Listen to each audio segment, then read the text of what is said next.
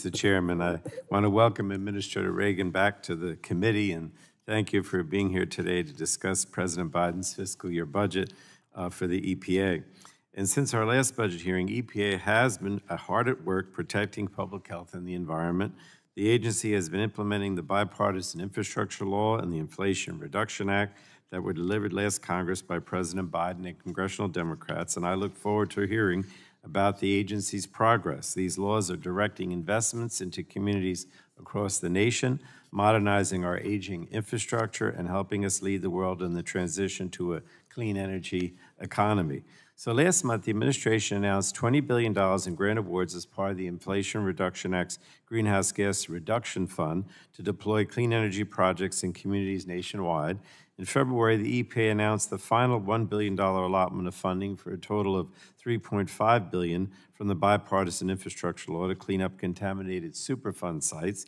And then earlier this month, the EPA announced $3 billion in funding to replace up to $1.7 million in toxic lead service lines nationwide. And these investments are already making a difference. More than 271,000 clean energy jobs have already been created, with millions of good-paying American jobs expected over the next decade.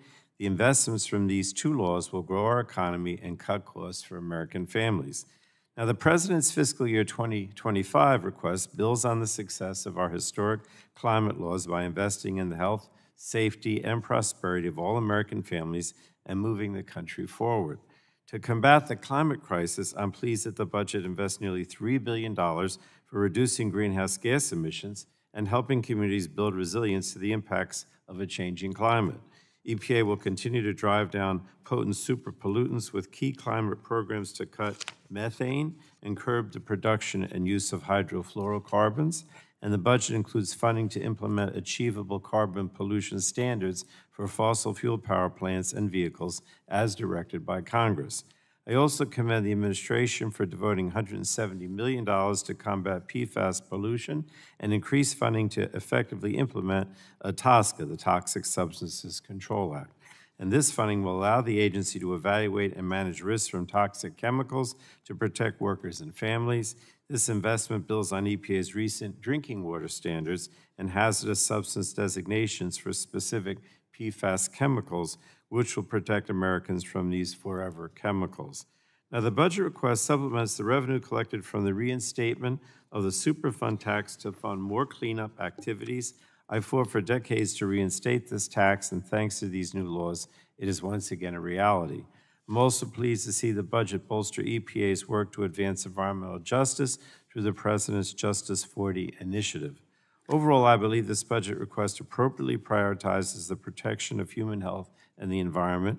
It demonstrates the value that Biden EPA places on ensuring access to clean air and water, meeting our shared climate goals, driving innovation in homegrown clean energy, creating good-paying middle-class jobs, and protecting American consumers by holding polluters accountable.